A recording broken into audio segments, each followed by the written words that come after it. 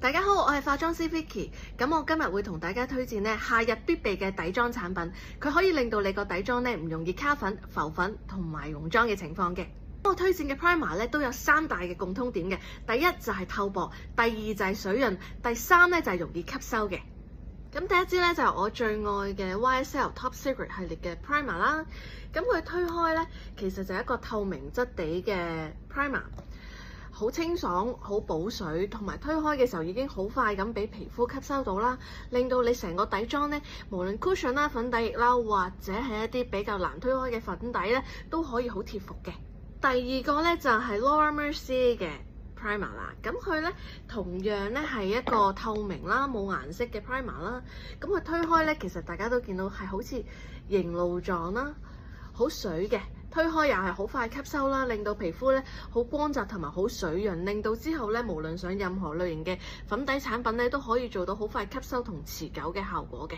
第三個啦，大家應該唔會陌生啦，呢支 cream 基本上每個化妝師人手一支係必備嘅，而且我都用咗10幾年㗎啦。咁佢係我哋好多後台啦，或者轉妝啦，或者係皮膚要急救嘅時候都一定需要用到嘅。咁佢其實擠出嚟就係真係好似好普通嘅白色 cream 狀啦。推開大家會見到有一定嘅滋潤度嘅。咁呢款係比較適合一啲皮膚容易乾燥啦、容易起皮啦、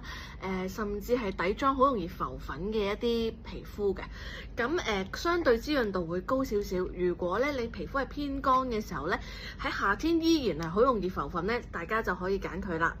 跟住就係呢個 Free Tan Plus 嘅一個 primer 啦，佢同樣推開擠出嚟都係凝露狀啦，一推開好水潤、好貼服嘅，令到你皮膚即刻有光澤同埋好容易吸收。之後無論你上任何嘅底妝產品亦都係唔容易脫落啦，同埋好持久嘅。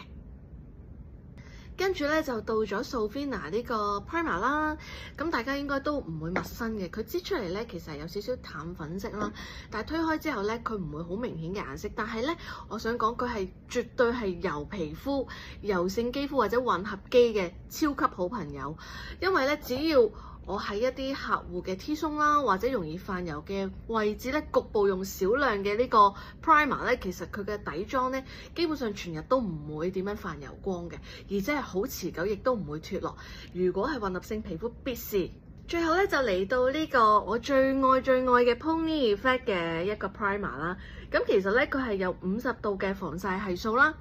亦都係擠開喺手背推開俾大家睇都係一個係好水潤啦、光澤啦，同埋好容易吸收嘅一個質地嚟嘅。咁上完之後，你皮膚就會有一個自然嘅光澤感啦，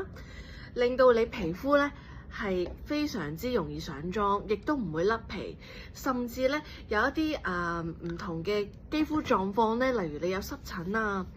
或者係有一啲嗰一日唔夠瞓，皮膚異常乾燥好難上粉嘅。咁基本上我就會用呢2個組合啦。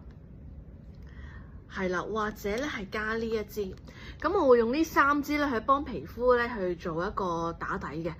咁係可以好快令到皮膚回復水潤、光澤同通透。之後我無論上任何嘅底妝產品都非常貼服嘅，同埋好持久。咁最後同大家做個總結啦，如果你想你個底妝又貼服又持久最緊要係一定要做好皮膚嘅補水，同埋如果你有局部泛油嘅情況記得用好局部嘅 primer 去控油，咁你嘅底妝就會一定持久噶啦。聽日我會同大家分享我最中意嘅定妝噴霧，令到你成個底妝可以持久一整日，千祈唔好錯嘅話。